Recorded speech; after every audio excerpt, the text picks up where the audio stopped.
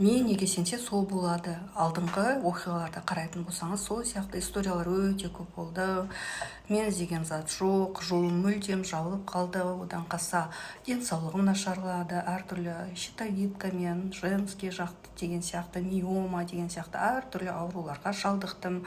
Бұның бәрі сіздің сол стресс, әртүрлі депрессия, пенде болған соң бәріміздің басымыздан ондай жайт болады. Уақытында проработка, ішкі состояниеңізді реттемесеңіз, осындай батпақтарға бата бересіздер, ары қарай алып кете береді. Сондықтан да оқырмандарыма айтарым, бір ғана осындай сеанстан сіздер өзіңіздің ішкі халіңізді реттеп, уақытында стоп десеңіздер, осындай мен сияқты ары қарай сіздер негативке кірмес едіңіздер. Әрине бұның бәрі өзімен жұмыс істеу, ары қарай әртүрлі курстар оқу, НЛП мысалға практик болдым.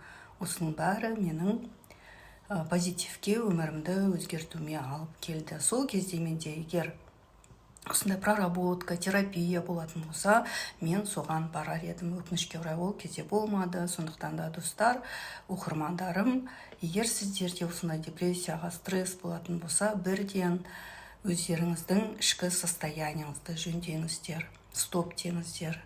Сіздерді өздеріңіздің әрі қарай осындай батпаққа батып кетпеулеріңізге жол бермеңіздер. Проработка